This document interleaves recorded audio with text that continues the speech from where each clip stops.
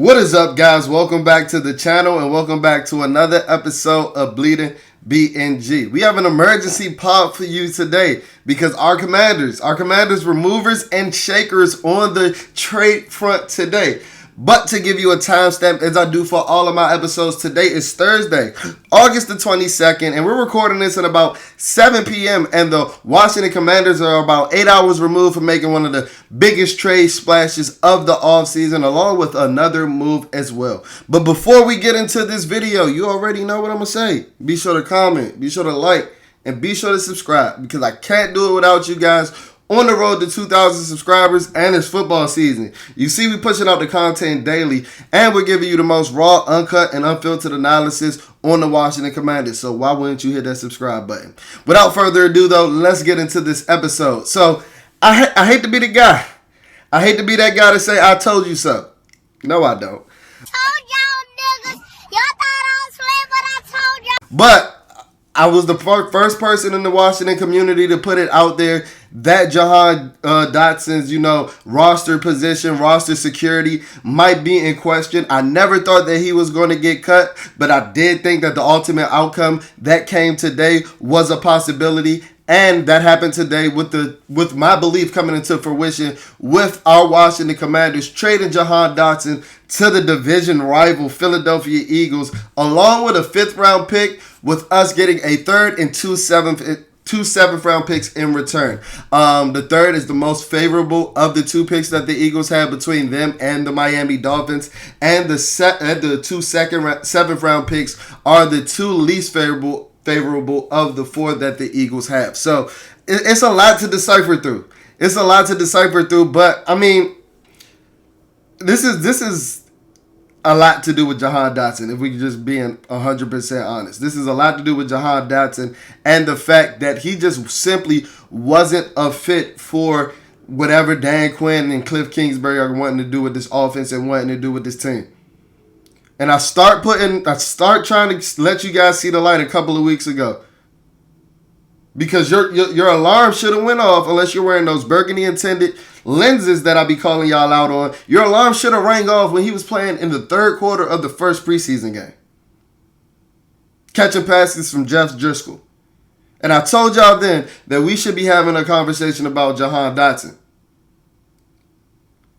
And since then, he has done nothing to separate him from being, let alone wide receiver 2, but wide receiver 5 or 6 on the roster. And this move today is an indictment about what he has shown throughout his career in Washington.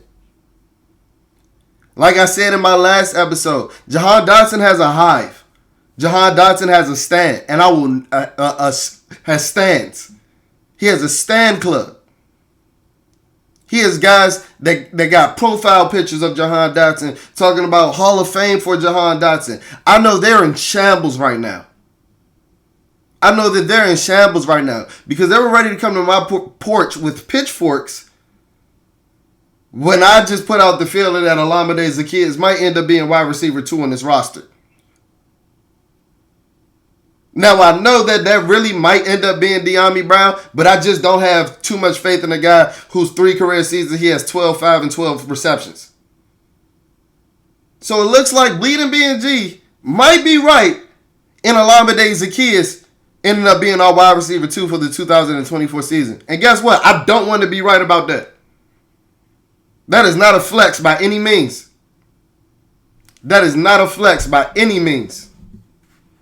But I'll tell you one thing that Olamide Zaccheaus has had: a 500-yard season in the NFL, just like y'all boy Jahan Dotson. That's all that he has produced throughout his 2 seasons in the NFL. This is a guy that has barely over 1,000 yards over the course of 2 seasons. We spent the 16th draft pick on this guy, the 16th overall pick. And I don't want to be called a hindsight honey. I don't want to be called none of that, because I told y'all this. Go back to the 2022 draft. I told y'all that George Pickens was my wide receiver number 1 on that board. Now, where would we be if we drafted George Pickens right now? We wouldn't be questioning the capability of the production that our wide receivers will be having going into the 2024 season, let alone drafting Chris Olave. Because you had an opportunity to do that as well. But we trade back. Now let me know what that trade is looking like right now. Ass. In that trade, we resulted in what? We traded back a couple of spots for the Saints to move up. In return, they got Chris Olave. We ended up with Sam Howell, Jahan Dotson, Brian Robinson, and Cole Turner.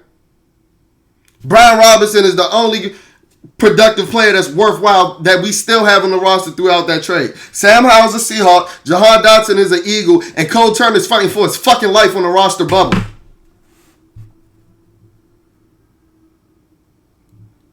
I'm sorry if y'all call me a hater, but I just got to keep it real, bro. I do. Because that trade looks like dog shit right now, if we being 100% honest. Like I said, Brian Robinson is probably the best player. No, ain't no probably. He's the best player that we got in return in that trade. And because of the fact that he's a running back that runs with a bruising type of play style, we might not even sign him to a second contract, if we being 100% honest. Because he's barely made it through the 2 seasons that he's had in the NFL. And I love Brian Robinson. And I started off this episode saying that this got a lot to do with Jahan Dotson, and it does, and I'm going to touch on that later. But this got a lot to do with Ron Rivera as well. Thanks for fucking screwing us, bruh. Thanks for leaving us with dog shit. You're leaving Adam Peters to make chicken salad out of chicken shit. That's why I don't want to hear anybody knock these moves. I don't want to hear that the Eagles fleeced us. Because why would we keep a guy that does not fit the play style or the culture that we're trying to reinvigorate into this losing culture, bruh? If Jahan Dotson's out there not trying to block, why the fuck do y'all think moving him to the slot is going to make him block better? Why the fuck do y'all think that move? Why do y'all think that slot receivers don't have to block? Is like that a new coping mechanism for y'all? Like I don't understand it. With him being in the slot, don't that mean that he's closer to the ball? Don't that mean he's closer to the box? Why do y'all think that he doesn't have to block at that point? Jahan Dotson out there, he soft, bruh. I'm gonna just call it what it is, and I don't like calling NFL players soft. I don't. But I told y'all in October, when he was out there getting boned up against the Buffalo Bills in week 3. That's why I don't want to hear that this is hindsight. When Tariq Woolen had him in fucking jail against the Seattle Seahawks last year, when he couldn't get off the fucking line of scrimmage. I was talking about it then. And everybody want to talk about, and I get it. Trust me, I understand it. Oh, nobody did good in Eric Bieniemy's system last year. Nobody did good under Ron Rivera. I totally understand it. Eric Bieniemy was out there running ass mat and ass plays, routes running into each other and everything. I get it. Eric Bieniemy and Ron Rivera didn't trade Jahan Dotson today. Eric Bieniemy and Ron Rivera didn't let you know that it was a competition at the wide receiver position last week. Eric Bieniemy and Ron Rivera ain't the ones that think that Jahan Dotson does not fit their culture. And to be honest, and I think that Jahan Dotson is not a bad player by any means. I ain't out here saying that he a bum. But he got to change some of his ways. Because now we know that the words that Brian Mitchell said last week were about him. Like I told y'all last week. JP Finley in his podcast today insinuating that he was the guy that he was talking about that wasn't out there loving catching punts. Who does Jahan Dotson think he is, bruh? And I brought that up in my tweets a couple of days ago. That's why you should be following us on X. I said, all right, so legit, like, something's up. And this is why this move shouldn't surprise you if you're really reading the tea leaves without those burgundy and gold tinted lenses. This move shouldn't surprise you at all. Because if Jahan Dotson is not competing for the wide receiver 2 position, how is he not at least winning the punt return duties? I said, did he fall off doing that too? But now I hear JP Finley insinuate that he was out there lollygagging, going through the motions, doing that. Oh yeah, Adam P. They saw that. Dan Quinn said, oh yeah, we got to get this out of here. We got to get this out of here. We got to get this out of here. So they traded him, and then they traded him into the division. So they really have no fear of him doing damage to us, playing us 2 times a year. They really have no fear of that. That should tell you everything that you need to know about Jahan Dotson. That should tell you everything about the guy that y'all told me was open all 2023 that Sam Howell was just missing him.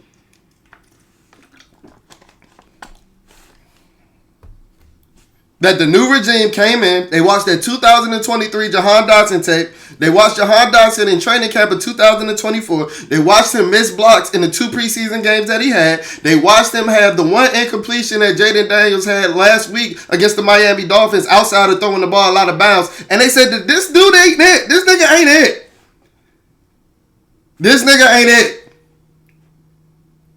And you know what? This not a flex for me to say. This pains me to say. Y'all know, I got a Dotson jersey. I look like a dumbass today. We about to go take that to the Salvation Army. I can't even put it in the Goodwill. They probably don't even want that. That's bad press for them right now.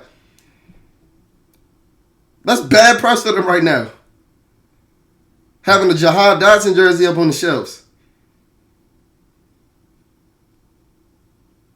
So this is not a flex by any means. But I'm not over here to hand-ring players that don't deserve to be hand-run. Pause. No Diddy. That was crazy. Like, let's open up our eyes, bruh. That's all I ask. Because if you really had your eyes open, this move wouldn't have come to a shock to you today. It wouldn't have. And as I've keep mentioning before, if you look at Ron Rivera, this is really the biggest indictment on him. And Jahan Dotson. I'm not letting him off the hook.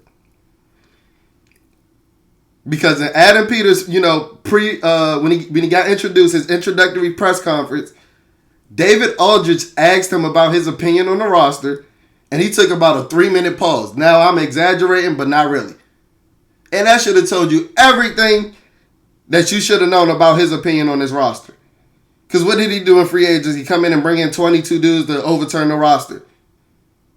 Now he's getting rid of Ron's old work. Ron's old first-round draft picks. Now I know Chase Young was shipped off last season. That was a handshake deal. Chad Forbes told us that last year during the trade deadline. He said, oh, what a cute deal for Adam Peters to make with Josh Harris. Such a sweetheart deal that he's going to make for his future general manager. That was in the works last year. 2021 first-round draft pick, Jamin Davis, fighting for his fucking life on the roster bubble. Jahan Dotson, an Eagle now. And we already know about Emmanuel Forbes, a.k.a. A.J. Brown III. I don't think, if you didn't tell me, it's a hard time convincing me that that's not sabotage, to be 100% honest with you. What were they doing in evaluations? It's hard to have a four-year span of drafting that bad in the first round. You know how difficult that is to do?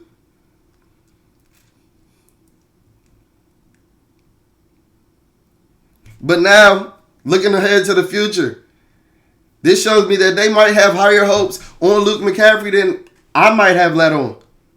He did make a couple of big-time catches, boxing out the defender-type catches against the Miami Dolphins.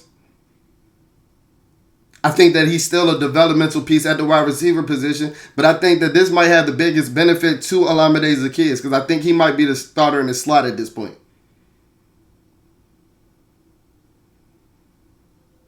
This might be a positive sign for Jamison Crowder winning the punt return battle as well.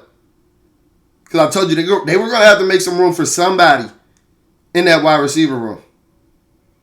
And it just so happened to be that Jahan Dotson was the casualty. Because he had a little bit of value. I'll take a 3rd-round pick for Jahan Dotson. Because the rest of the league about to realize that he really ain't worth that. And I hope that he goes out and balls out because I'm not anti-Jahan Dotson. Y'all see I got a jersey.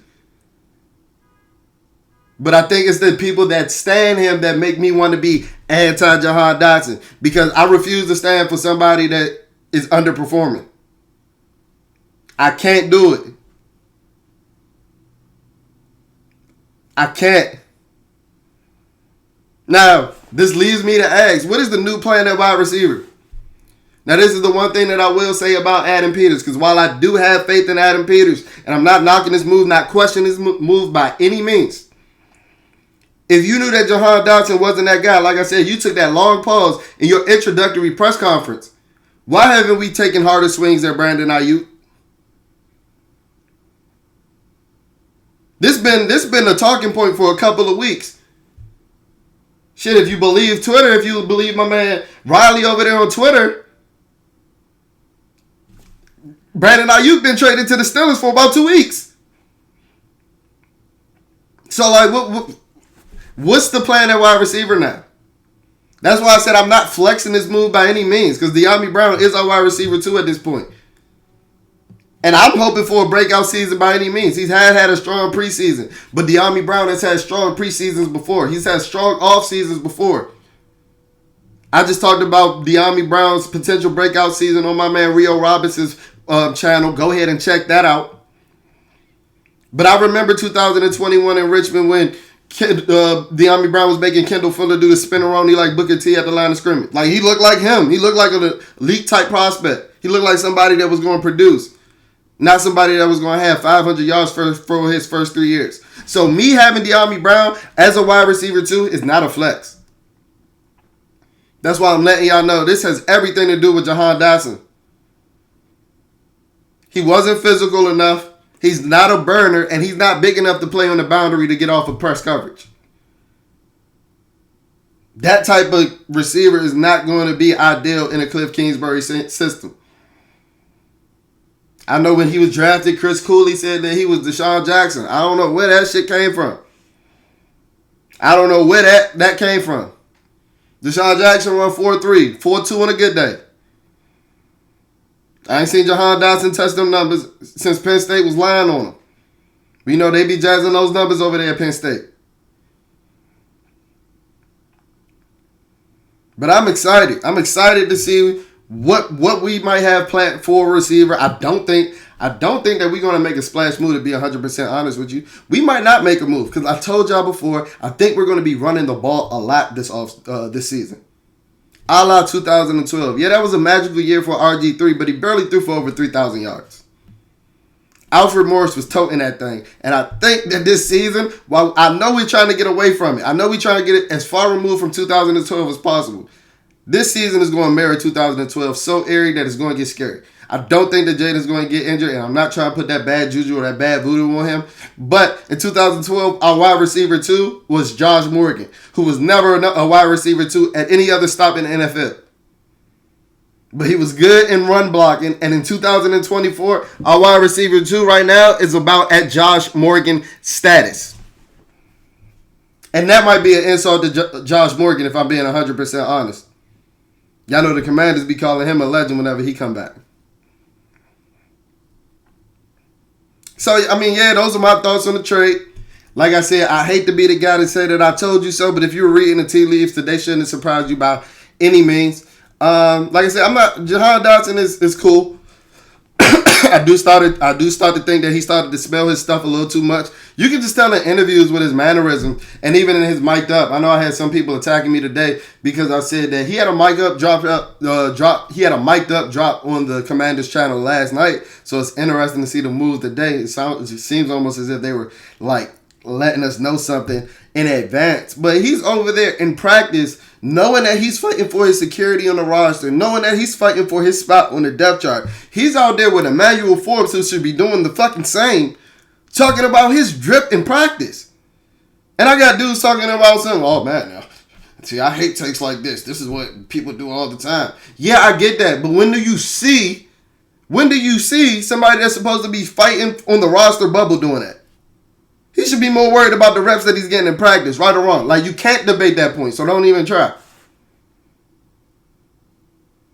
He should be more worried about his drops than his drips.